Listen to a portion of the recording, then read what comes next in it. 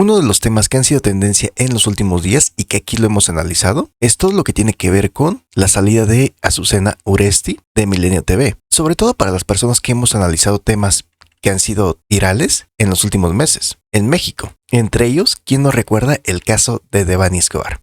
Y ahora, después de algunos meses, podemos fundamentar, basándonos en hechos reales, podemos fundamentar bastantes cosas que en su momento mencionamos y que incluso algunos ni siquiera creyeron, como por ejemplo, ¿cuáles? Escuchemos. Como recordarán, todo inició porque el pasado fin de semana, la periodista Azucena Uresti se despidió del noticiero que encabezaba en Milenio TV e incluso hizo una publicación en su red social X, donde lo que comentó fue lo siguiente. Durante 20 años Milenio ha sido la casa en la que crecí profesionalmente, en la que pude aprender de los mejores periodistas y crear lazos de amistad para toda la vida. Los ciclos terminan, dadas las circunstancias actuales. Hoy es mi último día en esta empresa, y será la última vez que esté frente al noticiario Almohadilla Azucena a las 10. Antes que todo, a ustedes muchas gracias. De corazón, muchas gracias por acompañarnos noche a noche durante estos años, por confiar en nuestro trabajo y seguir lo que pasaba en esta pantalla, en este noticiario que, debo decirlo por respeto al enorme esfuerzo de mis compañeros,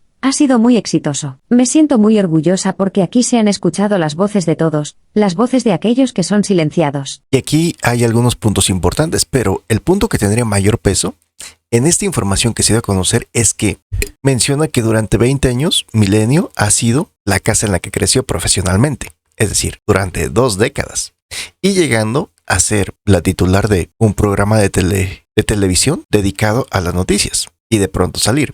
Cuando días antes recordamos que el presidente había mencionado a Azucena, que incluso no menciona bien su nombre como tal, sino que de manera despectiva hace como que no sabe ni siquiera el nombre de esta periodista, siendo que es algo muy poco probable. Después ella procede a llamarlo misógino. Después, casualmente, se da esta renuncia. Ahora, hay muchísimas cosas que podemos entender aquí, y sobre todo para los que han seguido los Master Análisis, podrán comprender más fácilmente por qué mencionamos cada una de estas cosas, ya que la trama se desarrolla un día viernes cuando Azucena Uresti anuncia su despedida de Milenio, y entre lo que se puede identificar es algo que podríamos llamar una escalada sistemática o sistemática escalada en la vigilancia editorial sobre su programa, ya que se hace alusión a que detrás de cada emisión había una persona enviada, la cual revisaba los temas prohibidos y otro supervisor garantizaba que los temas permitidos salieran al aire. Así que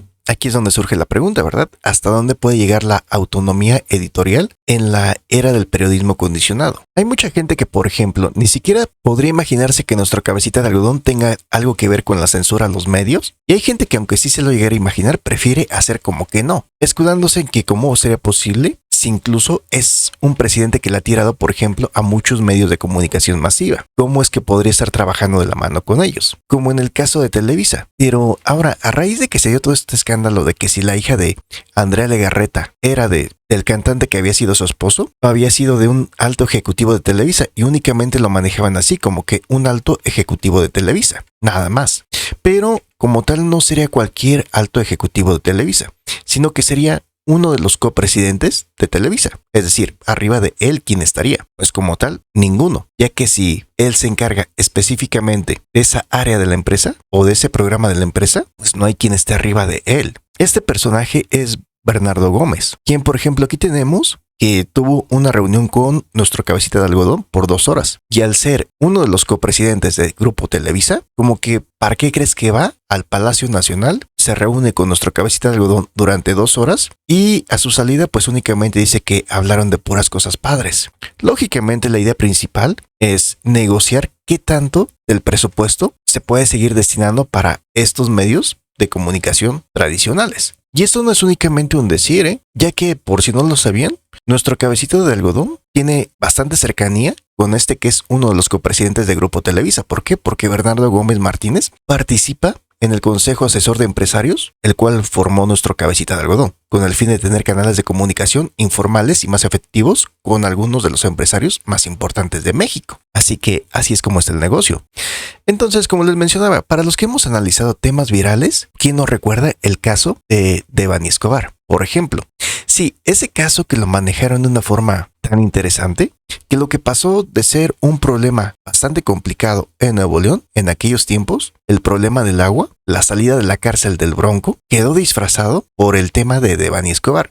Y digo, no es porque no haya sido un tema importante, claro que lo fue y lo sigue siendo, pero si te das cuenta cómo manipularon ese tema, de tal manera que le quitaran la responsabilidad total al gobierno de Samuel García, que incluso la gente dijera, es que cómo es posible que pueda estar pasando esta clase de cosas, es culpa de la Fiscalía de Nuevo León, cuando el tema de la seguridad es culpa del gobierno de Nuevo León. Cómo manipularon toda la información, cómo de ahí llevaron a que un personaje que ni siquiera era conocido, como el papá de Devani Escobar, pudiera llegar a lanzarse como candidato para ser diputado federal. Luego, ¿a poco no recuerdan cuando se llevó a cabo la reunión de nuestro cabecita de algodón con Samuel García y con el no papá de Devani Escobar? Ahora, ya que ha pasado más de un año de todos estos acontecimientos, incluyendo que ha pasado más de un año desde que el caso llegó a manos de la Fiscalía General de la República, siendo que antes nuestro cabecita de algodón había organizado una comisión con laboratorios internacionales, incluyendo por ejemplo laboratorios de Inglaterra, también trayendo a México a una persona que se encargaría de encabezar todo para la búsqueda de la verdad y de la justicia. ¿Qué fue lo que pasó? Que únicamente se determinan 4 puntos. Uno de ellos, que Devani Escobar tenía entre 4 y 7 días sin vida al momento de haber sido encontrada. El otro, que no tenía agua en los pulmones. El otro, que no había evidencia de que hubiera sufrido alguna especie de violencia de ya saben qué tipo. No podemos mencionarla aquí porque si no, YouTube me desmonetiza el video. Y el principal, que había perdido la vida por asfixia por sofocación en su variedad de obstrucción de orificios respiratorios. Tal como se había mencionado, que en algún momento dado pierde el conocimiento y cae boca abajo sobre residuos que se encontraban en esa cisterna. Entre ellos, podía ser tierra, puede ser una combinación de diferentes sustancias, tal como lo habíamos comentado, pero en ningún momento se hace referencia a que haya terceras personas involucradas, a que se estén buscando culpables, ni nada por el estilo. Únicamente se mencionan esos 4 puntos y ya, es todo. ¿Qué es lo que pasa? Que entonces ya después también hablan con Samuel García. Vemos que Samuel García se presta después para el teatro que decide armar nuestro cabecita de algodón. Después, en el momento en el que nuestro cabecita de algodón le da la indicación a Samuel García que se baje de la campaña, no le queda de otra a Samuel García más que seguir las indicaciones. En el caso del papá de Devani Escobar, o del no papá de Devani Escobar, mejor dicho, ¿qué es lo que pasa?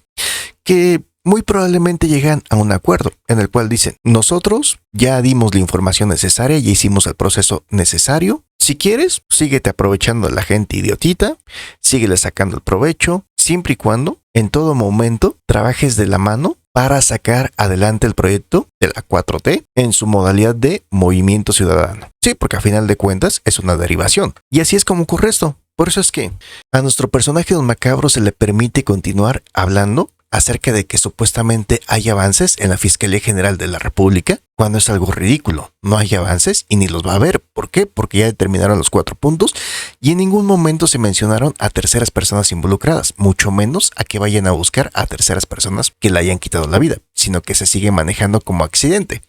¿Por qué le dan, como se dice coloquialmente, chance de que siga aprovechándose de la gente idiotita? Pues porque seguramente llegaron a un acuerdo de, ok, tú sigues trabajando así, engañando a la gente idiotita que sí, que los avances, que estamos trabajando y que sí tenemos presuntos, sí, lo que quieras. Nosotros ni vamos a decir nada siempre y cuando no nos ataques, siempre y cuando no hagas algo para perjudicar a la 4T o a su versión disfrazada en Nuevo León, que en este caso sería Movimiento Ciudadano.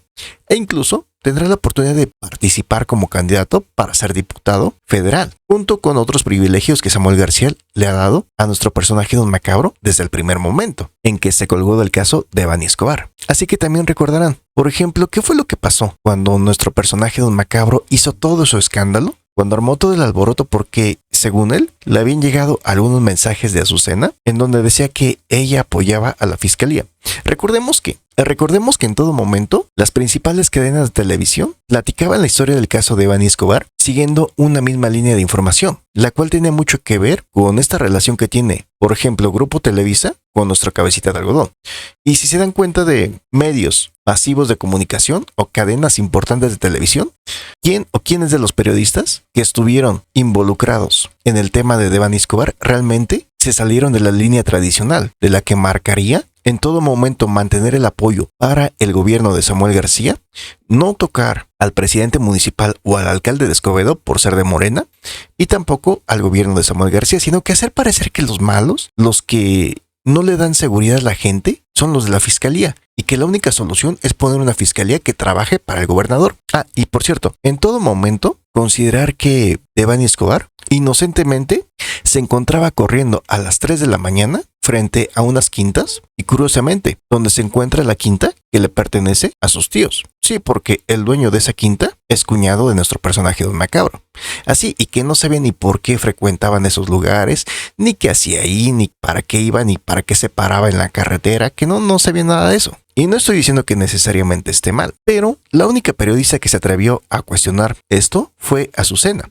Y en otra entrevista, si acaso, la que también se atrevió a salirse un poquito de la línea fue María Julia. Lógicamente no tiene el mismo peso, a pesar de que nuestro personaje Don Macabro en su momento hizo todo su berrinche y dijo que cómo era posible, que para empezar, repito, no sabemos si sea real eso de los mensajes que le llegaron. ¿Por qué? Porque ya vimos que el no papá de Devani Escobar fue capaz incluso de engañar a su esposa actual, bueno, a su supuesta esposa actual, haciéndole creer y colgándose de que su esposa actual es muy creyente, que hizo pues incluso casarse con ella por la iglesia, haciéndole creer que sí, que la amaba tanto que hasta estaba dispuesta o dispuesto a demostrárselo ante los ojos de su Dios y llevar un matrimonio con la bendición de su Dios, siendo que él ya había sido casado años antes por la iglesia con otra señora. Así que después de esa clase de cuestionamientos, después de esa clase de comentarios, gran parte de las personas que nos enfocamos mucho en el tema, pudimos notar que algo pasó después de eso. Después de que Azucena menciona lo que llevaba Devani Escobar en la bolsa, pudimos notar que algo pasó, porque después como que ya no se volvió a hablar de eso. Como si Milenio le hubiera dicho, oye, ¿no sabes qué? Ahora la línea es completamente diferente. Así como en su momento se reforzó esa relación de nuestro cabecita de algodón visitando a Samuel García, apoyándolo para el tema del agua, y descaradamente Samuel García ahora sí sometiéndose a nuestro cabecita de algodón, que lo que pasa que parece que los medios tradicionales fueron alineándose de esa manera, pero lógicamente no es lo mismo el berrinche que pueda hacer nuestro personaje Don Macabro diciendo cómo es posible que pueda hacer esa clase de comentarios o incluso presentando una conversación. No es comparable a lo que pasa si nuestro cabecita de algodón hace un berrinche. Y eso fue lo que ocurrió. Todo esto es mucho más sencillo de entender, sobre todo para las personas que se encuentran en la parte del norte del país o en Nuevo León. Cuando analizas el por qué en ningún momento se le cuestionó al alcalde de Escobedo, siendo que, por ejemplo, cuando ocurre algo, al primero que le hacen un alboroto es al alcalde de ese municipio, o bien al presidente municipal,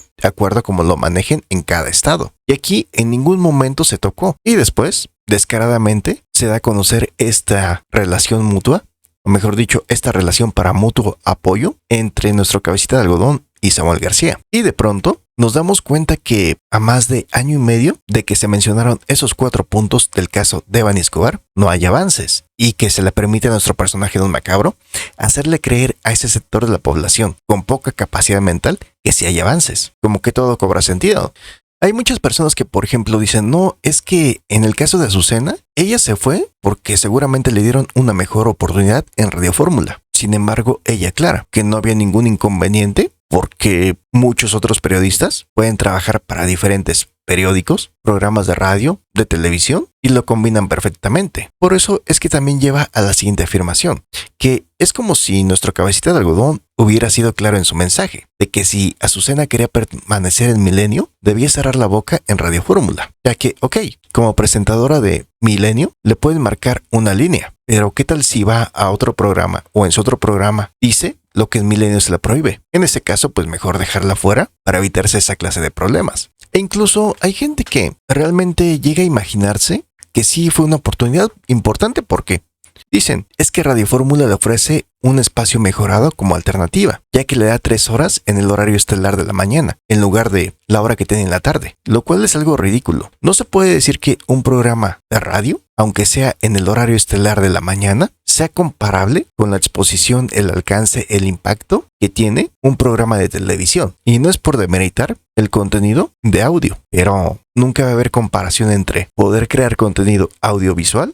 a que solamente sea de audio. Y hay mucha gente que incluso llega a creer que nuestro cabecita de algodón no tiene la influencia sobre los medios de comunicación. Claro que sí la tiene. Incluso él mismo conformó un grupo en donde se encuentra el copresidente de Grupo Televisa. Además de que recordemos, todo esto tiene una historia, un orden cronológico. Así que, ¿qué opinan acerca de esto? ¿A poco no tiene mucho sentido con lo que hemos estado platicando en este canal desde hace bastante tiempo? Cuando estaba muy de moda el tema de Devani Escobar, cuando nos quedamos con muchas dudas y cuando no se dio a conocer como tal el contenido del bolso de Devani Escobar. Si no, hubiéramos podido comprender muchísimas más cosas. Y entender por qué llegó, por qué se fue moviendo de una quinta a la otra, por qué se fue a parar ahí a la carretera, por qué no pidió ayuda en la quinta que le pertenece a sus tíos, siendo que ahí estaba a la altura de los campers. Y por qué caminaba tanto hacia los campers.